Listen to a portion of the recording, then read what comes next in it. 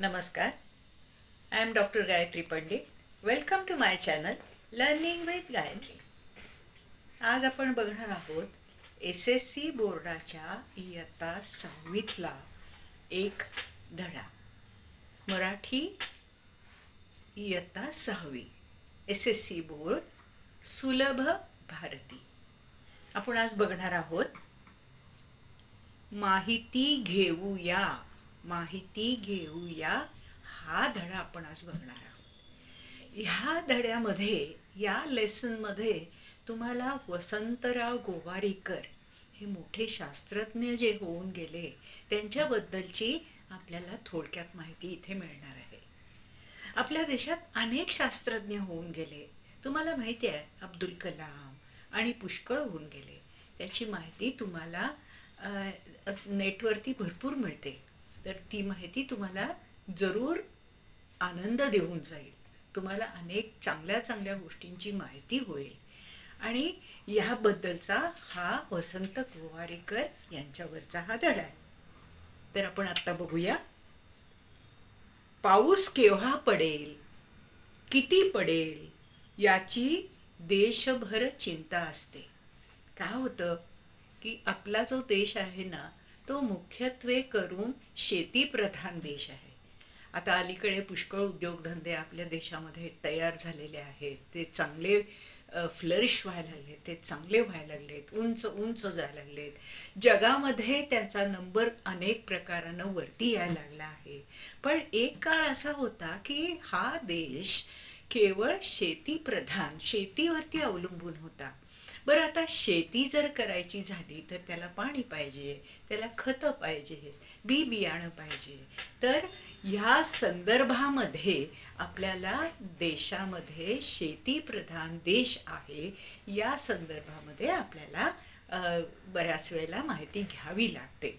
कारण पाऊस केव्हा पडेल हे कळल्याशिवाय त्यानुसार संबंध कसं करायचं, म्हणजे बी केव्हा पेरायचं, नांगरणी केव्हा करायची ह्याच्याबद्दलचा शेड्यूल शेतकऱ्यांना ठरवावा लागतो. आता हा जर ठरवायचा झाला तर त्या संदर्भामधला अंदाज असावा लागतो. आता तो कुठला अंदाज असावा लागतो तर पाऊस केव्हा पडेल, किती पडेल याची देशभर चिंता असते. त्याची चिंता असते कारण बी बियाणं पेरायचं असतं ना. ही चिंता दूर करण्यासाठी ज्या संशोधकाने मान्सूनच्या अंदाजाची नवी पद्धत शोधून काढली त्यांचे नाव डॉक्टर वसंत गोवारीकर. आता बघा ही केवढी महत्वाची माहिती आहे. का तर शेतकऱ्यांना बी केव्हा पेरायचं, ते बी पेरल्यानंतर पिकं केव्हा येणार आहेत, मग ती काढणी केव्हा करायची याचा संबंध शेड्यूल त्यांना कळतो. तर हे जर आहे की जेव्हा पाऊस पडतो तो त्याची नवीन जी पद्धत आहे ती वसंतराव गोवारीकरांनी शोधून काढली. तर ही बघा, ही चिंता दूर करण्यासाठी ज्या संशोधकाने मान्सूनच्या अंदाजाची नवी पद्धत शोधून काढली त्यांचे नाव डॉक्टर वसंत गोवारीकर.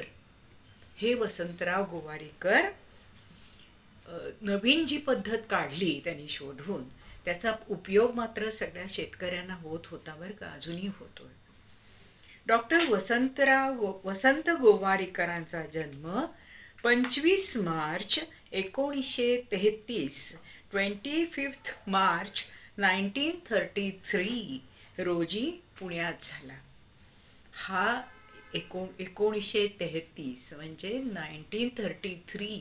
मी मुद्दाम तुम्हाला इंग्लिशमध्ये सांगते आहे कारण आपल्याला काही वेळेला काय होतं 19 म्हणजे काय, 33 म्हणजे काय एकदम डोळ्यासमोर येत नाही. तर मुद्दाम हा मी शब्द इंग्लिशमध्ये सांगितला. शाळेत असताना त्यांना नवनव्या कल्पना सुचायच्या. इमॅजिनेशन असतं, प्रत्येक मुलाला असतं काहीतरी इमॅजिनेशन. आपण असं करू, तसं करू, हे असं केलं तर काय होईल, तसं केलं तर काय होईल, हे सगळं इमॅजिनेशन प्रत्येक मुलामध्ये असतं. तर हे इमॅजिनेशन वेगळ्या वेगळ्या तऱ्हेनं बाहेर येतं ते. आता वसंत गोवारीकरांना वेगळ्या वेगळ्या ज्या कल्पना सुचायच्या त्याच्यामध्ये त्यांना काय वाटायचं, एकदा त्यांना वाटलं आपण मोटार बनवावी, कार बनवावी असं त्यांना वाटलं.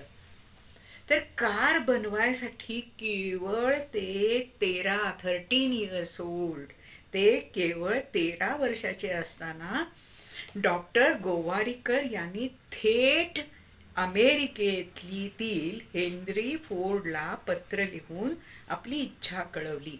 आता थेट म्हणजे डायरेक्ट. डायरेक्ट कुणाला त्यांनी पत्र लिहिलं तर हेनरी फोर्ड. तुम्हाला माहिती असणार आहे, फोर्ड नावाची कंपनी आहे कार बनवणारी आणि त्याला नाव आहे फोर्ड असंच. तर फोर्ड कंपनी जी आहे त्याच्यामध्ये कार बनवल्या जातात. बरं तुम्ही लक्षात घ्या, 13 वर्षाचे असताना गोवारीकरांना माहिती होतं की फोर्ड नावाची कारची कंपनी आहे. त्यामुळे त्यांनी काय केलं, फोर्डचे मुख्य होते ते हेनरी फोर्ड होते आणि त्या हेनरी फोर्डना त्यांनी पत्र लिहून विचारलं की आपल्याला कार बनवायची आहे. आता त्यांच्या हे लक्षात आलं की वसंत गोवारीकर हे मराठी, त्यांना मराठी येत होतं, पण त्यांना इंग्लिशमध्ये कसं पत्र लिहायचं, हेनरी फोर्डना तर मराठी कळणार नाही. म्हणून त्यांनी काय केलं, हेनरी फोर्डला मराठी कळणार नाही म्हणून त्यांनी मित्राची मदत घेऊन मराठीत लिहिलेल्या पत्राचे इंग्रजी भाषांतर केले. हेनरी फोर्डना मराठी कळणार नाही त्यांच्या लक्षात आलं होतं. मग आता काय करायचं, तर हे पत्र इंग्लिशमध्ये तर जायला पाहिजे. तर इंग्लिशमध्ये जायसाठी त्यांनी काय केलं, आपल्या मित्राची मदत घेतली. मित्राला सांगितलं की बाबा ह्याची जरा हे मराठी पत्र मी जे लिहिलंय त्याचं इंग्लिशमध्ये भाषांतर कर, इंग्लिशमध्ये ट्रान्सलेशन कर.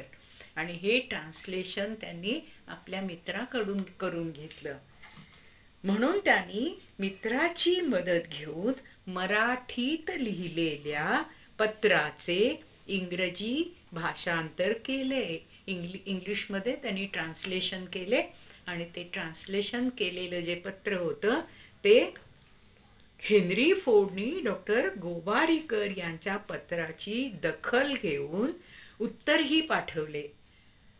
आता काय झालंय, हेनरी फोर्डना ते पत्र पोचलं, त्यांनी त्याची दखल घेतली. त्यांनी ती पत्र आलेलं त्यांना लक्षात आलं, त्यांनी ते पत्र वाचलं. त्या पत्राबद्दल त्यांना जे काही समजायचं होतं, त्यांनी पत्र काय जे आहे लिहिले त्याच्याबद्दल त्यांनी संबंध वाचून त्याच्यावरती त्यांनी काय केलं, पत्राची दखल घेऊन म्हणजे ते पत्र वाचून त्या पत्रावरती उत्तरही पाठवलं त्यांनी. आता हेनरी फोर्ड एवढ्या मोठ्या कार कंपनीचा ओनर, त्यांनी वसंतराव गोवारीकरांच्या पत्राच्या बद्दल उत्तर पाठवलं. बघा बरं, उत्तरही पाठवले, त्यासोबत काही पुस्तकेही पाठवली. काही पुस्तकं जी अशी होती की ज्याच्यामध्ये कार कशी बनवायची याच्याबद्दलची माहिती होती. त्यांच्या कुशाग्र बुद्धिमत्तेची आणि दृढ संकल्पाची चुणूक लहानपणीच दिसून आली. त्यांच्या कुशाग्र बुद्धिमत्तेची, त्यांचं बुद्धिमत्ता कशी होती, ही वॉज व्हेरी ब्रिलियंट, कुशाग्र बुद्धी, व्हेरी ब्रिलियंट. आणि दृढ संकल्प, दृढ म्हणजे he was firm to make a car, he was firm, he wanted to make a car. दृढ संकल्पाची चुणूक म्हणजे त्यांना हे करायचं आहे याच्याबद्दलची माहिती हेनरी फोर्डना कळली. लहानपणीच याबद्दलची जी माहिती होती ना ही हेनरी फोर्डना कळली. कोल्हापूरला पदवीपर्यंतचे शिक्षण, ग्रॅज्युएशन पर्यंत शिक्षण वसंत गोवारीकरनी कोल्हापूरला घेतलंय. कोल्हापूरला पदवीपर्यंतचे शिक्षण झाल्यानंतर ग्रॅज्युएशन त्यांनी कोल्हापुरात केल्यानंतर उच्च शिक्षणासाठी जास्त शिकावं, हायर एज्युकेशनसाठी ते इंग्लंडला गेले. बर्मिंगहॅम विद्यापीठात, बर्मिंगहॅम हे विद्यापीठ म्हणजे युनिव्हर्सिटीचं नाव आहे. बर्मिंगहॅम युनिव्हर्सिटी, या युनिव्हर्सिटीत त्यांनी रासायनिक अभियांत्रिकी विषयात संशोधन केले. रासायनिक अभियांत्रिकी म्हणजे केमिकल इंजिनिअरिंगमध्ये त्यांनी संशोधन केलं आहे. केमिकल इंजिनिअरिंगमध्ये संशोधन केल्यामुळंच शेतीमध्ये त्यांनी ते जे संशोधन केलं की बाबा पाऊस केव्हा पडणार आहे याबद्दलचं संशोधन करायला या त्यांच्या शिक्षणाची त्यांना खूप मदत झाली. रासायनिक अभियांत्रिकी म्हणजे केमिकल इंजिनिअरिंग या विषयात त्यांनी संशोधन केले. पुढे इंग्लंडच्या ऊर्जा संशोधन केंद्रात संशोधक म्हणून त्यांनी काम केले. ऊर्जा संशोधन केंद्र म्हणजे एनर्जीच्या बद्दलचं ज्या ठिकाणी संशोधन होतं त्या केंद्रामध्ये ते संशोधक म्हणजे जिथे संशोधन केलं जातं अशा ठिकाणी त्यांनी काम केलं. विक्रम साराभाई यांच्या आग्रहामुळे 1967 मध्ये ते भारताच्या अवकाश संशोधन केंद्रात रुजू झाले. आता इथे आपल्याला अजून एका संशोधकाची माहिती थोडीशी मिळते. कोण? विक्रम साराभाई. विक्रम साराभाई हे सुद्धा मोठे संशोधक होते आणि त्यांनी वसंत गोवारीकरांना आग्रह धरला की 1967 साली 1967 मध्ये भारताच्या अवकाश संशोधन केंद्रात म्हणजे अवकाश म्हणजे जे आपल्याला आकाश दिसतं त्याच्यावरती जे अवकाश असतं त्याच्याबद्दलची जी माहिती आहे त्या संशोधन केंद्रामध्ये ते रुजू झाले. घन पदार्थातील ऊर्जा म्हणजे सॉलिड जे सबस्टन्स असतात त्याच्यामध्ये जी ऊर्जा असते म्हणजे जी एनर्जी असते त्या विषयामध्ये त्यांना इंटरेस्ट निर्माण झाला. घन पदार्थातील ऊर्जा म्हणजे सॉलिड सबस्टन्स, सॉलिड पदार्थामधील ऊर्जा म्हणजे एनर्जी या विषयाच्या संशोधनासाठी त्यांच्या पुढाकाराने ते लीडर होते बरं का त्या ह्याच्यामध्ये, त्या संशोधन करणाऱ्या टीमचे ते लीडर होते. त्यांच्या पुढाकाराने नवा प्रकल्प सुरू करण्यात आला. नवीन संशोधनाचं एक दालन, एक लाईन त्यांना सापडली आणि तिथे नवा प्रकल्प सुरू करण्यात आला. भारताच्या विज्ञान क्षेत्रात त्यांनी केलेली कामगिरी फार मोठी आहे. सायंटिस्ट म्हणून त्यांनी जे हे काम केलंय ना ते खूप मोठं काम आहे आणि त्याचा उपयोग आजपर्यंत आपण आपल्या देशामध्ये करून घेतला जातो. अग्निबाणाच्या मोटारीकरता घन इंधन बनवण्याचे तंत्र त्यांनी विकसित केले. अग्निबाण म्हणजे आकाशामध्ये जे सोडलं जातं ना हे विमान म्हणा, विमान तुम्ही म्हणू शकता पण ते विमान पण नसतं कारण अवकाशामध्ये जातं ते उंच आपला वातावरण सोडून वरती जातं आणि त्या ठिकाणी त्यासाठी जी मोटार लागते त्यासाठी इंधन तिथे ज्या ठिकाणी इंधन वापरलं जातं तिथं जी मोटार असते जे इंजिन असतं त्या इंजिनमध्ये घन म्हणजे सॉलिड इंधन बनवण्याचं तंत्र त्यांनी शोधून काढलं. ही जी टेक्नॉलॉजी आहे ही वसंतराव गोवारीकरांनी शोधून काढली आणि त्याचा उपयोग आजही अवकाशात जे काही सोडलं जातं जे काही संशोधनासाठी जे काही सोडलं जातं त्याच्यासाठी ह्या इंधनाचा उपयोग खूप चांगल्या प्रकारानं होतो. आता या ठिकाणी तुम्हाला वसंतराव गोवारीकर यांनी काय काय संशोधन केलं त्याची थोडक्यात माहिती मिळते. ह्याबद्दलची अधिक माहिती तुम्हाला नेटवरती नक्की मिळेल. तर ही जी माहिती आहे त्या माहितीबद्दल तुम्ही त्याच्यामध्ये अजून भर घाला आणि ती माहिती शोधून काढा. याच्यामध्ये अजून एका संशोधकाचा उल्लेख आलेला आहे, तो म्हणजे विक्रम साराभाई. विक्रम साराभाईंनी सुद्धा काय काय संशोधन केलं याचा तुम्ही माहिती जरूर घ्या आणि ही माहिती तुम्हाला नेटवरती नक्की मिळेल. तर ही माहिती गोळा करून तुम्ही त्याचा एक छान चार्ट बनवा.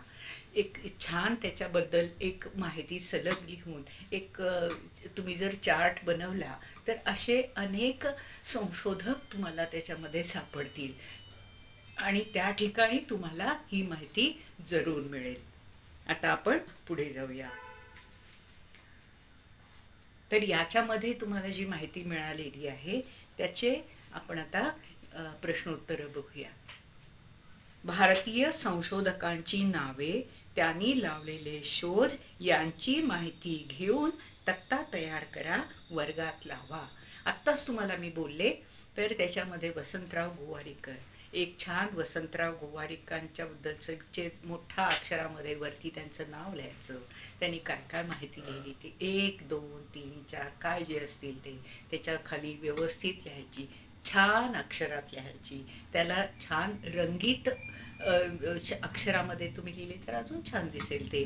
त्याच्या आजूबाजूला तुम्ही काही त्या संदर्भामधलं जर चित्र काढलं तर ते अजून छान दिसेल. कोणकोणत्या गोष्टींमध्ये संशोधन व्हावे असे तुम्हाला वाटते, विचार करावं, लिहा. आता अनेक प्रकारचे क्षेत्र तुम्हाला दिसतील. त्याच्यामध्ये आर्थिक क्षेत्र आहे म्हणजे इकॉनॉमी आहे, इकॉनॉमी दिसती आहे आपल्याला, मोटार वगैरे हे दिसत आहे, अनेक कम्प्युटरमध्ये दिसतं आपल्याला. अनेक ठिकाणी असे जे क्षेत्र आहेत त्याच्यामध्ये आपल्याला काय अजून संशोधन व्हायला पाहिजे याची माहिती तुम्हाला नेटवरती जरूर मिळेल. आता खालील वाक्यांचे वचन बदलून वाक्ये पुन्हा लिहा. वचन, एक वचन, सिंग्युलर आणि प्लुरल याच्याबद्दलचा मी स्वतंत्र व्हिडिओ बनवलेला आहे. त्याचा उपयोग तुम्हाला खूप चांगला होईल आणि तो जरूर बघा. या ठिकाणी आपण बघूया. भिंत कोसळली. भिंत, भिंत नाम आहे तर भिंत कोसळली. नामाप्रमाणे आपल्याला क्रियापदही बदलावं लागतं. कसं? भिंती. भिंती हे काय झालं? अनेक भिंती. एक भिंत, अनेक भिंती. आता अनेक भिंती झाल्यानंतर एक भिंत कोसळली, तसं अनेक भिंती कोसळल्या. अनेक भिंती कोसळल्या. आता पुढे बघूया. मला कविता आठवली. मला कविता आठवली. एक कविता, अनेक कविताच होतात. कविते, कवित्या असं नाही होत. अनेक कविता, एक कविता, अनेक कविता. तर मला अनेक कविता आठवल्या. एक कविता आठवली, अनेक कविता आठवल्या. आता बघा. त्याने खुर्ची ठेवली. त्याने खुर्ची ठेवली. आता त्यानेच पण आपल्याला वचन बदलायला पाहिजे बरं का. त्यांनी करायला पाहिजे आणि त्यांनी लिहिताना त्यावरती एक छोटीशी टिंब द्यायची असते. त्यांनी, त्यांनी खुर्ची. खुर्चीचं अनेक वचन काय? खुर्च्या. त्यांनी खुर्च्या ठेवल्या. हे कसं झालं बघा. त्यानेच अनेक वचन झालं त्यांनी आणि खुर्चीचं अनेक वचन काय झालं? खुर्च्या. आणि त्याप्रमाणे क्रियापद कसं बदललं? ठेवल्या. असं हे जे जे नाम असतं, ज्या नामाप्रमाणे क्रियापद बदलतं त्याप्रमाणे आपल्याला क्रियापद पण बदलावं लागतं. मधु आंबा खा. आता मधूचं अनेक वचन होणार नाही. अनेक मधू होत नाही. एकच मुलगा आहे तो मधू. मधूचं अनेक वचन होऊ शकत नाही कारण एक तो पर्सन आहे, तो त्याचं नाव आहे ते. या ठिकाणी मुलगा असं लिहिलं असतं तर आपल्याला काय करावं लागलं?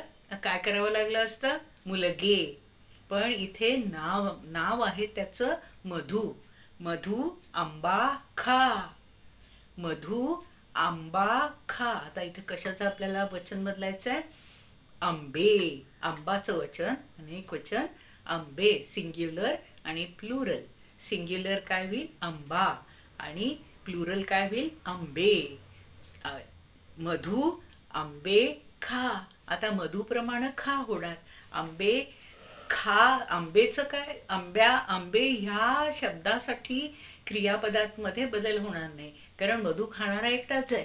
इथं मुलगा असते, मुलगा हा शब्द असता तर मुलगे आंबे खातात असं झालं असतं, तर खातात असा बदल झाला असता. पण इथे मधु एकटाच आहे. मधु आंबे खा. मधु आंबे खा असं याचं अनेक वचन होतं. आता या ठिकाणी आपल्याला अनेक वचन अनेक गोष्टीचं करता येतं. चिंता. चिंता एकच चिंता, त्याचं अनेक वचन काय होईल? परत चिंताच होईल. अनेक चिंता, एक चिंता. आता बघू अजून पुढे सांगता येईल. पद्धत. पद्धत एक पद्धत, त्याचं अनेक वचन काय होईल? पद्धती. एक पद्धत अनेक पद्धती. एक नव्या अनेक पद्धती. नवीचं नवी पद्धत.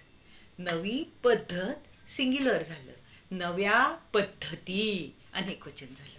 हे बघा या ठिकाणी पद्धत याच्याबरोबर नवी याचं पण रूप बदललं. नव्या पद्धती. आता पुढे बघूया अजूनही आपल्याला काहीतरी याच्यामध्ये सापडेल.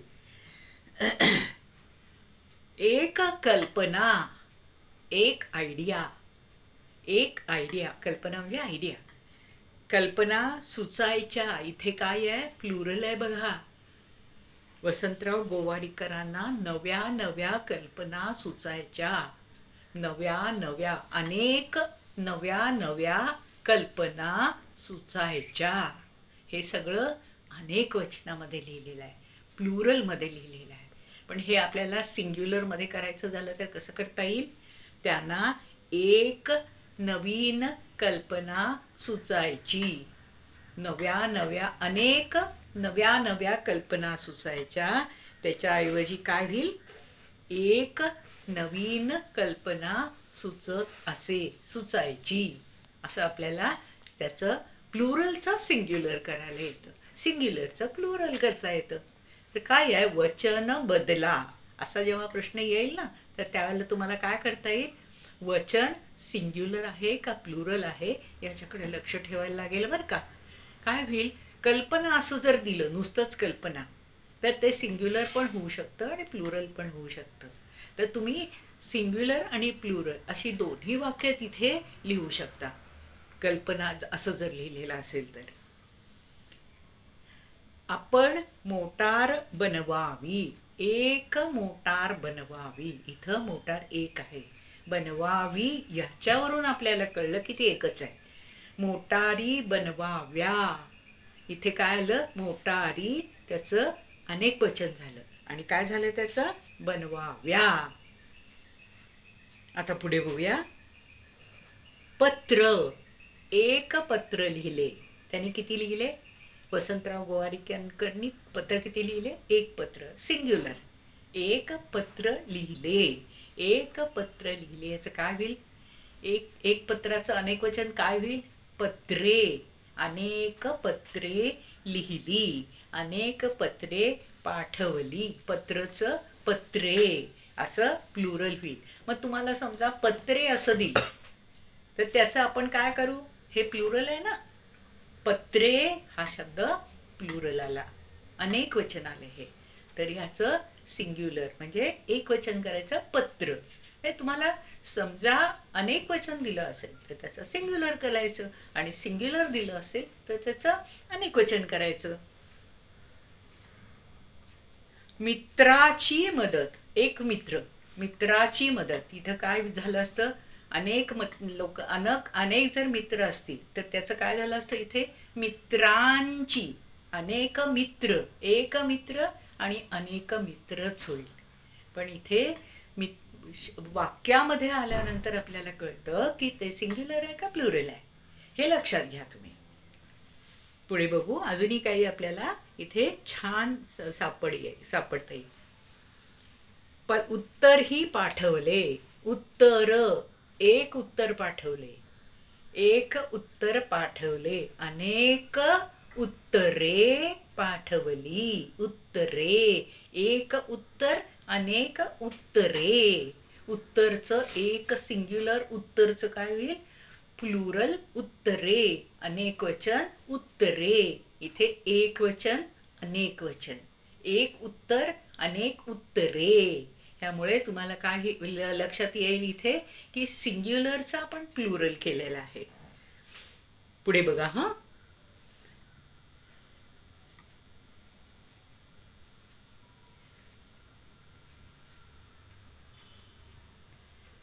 आपण सध्या या ठिकाणी अनेक वचन आणि एक वचन याची अनेक उदाहरणं बघितली. मी जे व्हिडिओ पूर्वीच बनवलेला आहे त्याच्यामध्ये तुम्हाला अनेक वचन आणि एक वचन याच्याबद्दल अधिक सविस्तरपणानं तुम्हाला त्या ठिकाणी माहिती मिळेल. आणि त्याबद्दलची तुम्हाला माहिती मिळाल्यानंतर त्याचा उपयोगही खूप चांगला होईल. तर तुम्हाला हा व्हिडिओ कसा वाटला हे मला जरूर कळवा. आणि माझ्या चॅनलला लाईक करा, सबस्क्राईब करा आणि शेअर करा. थँक्यू.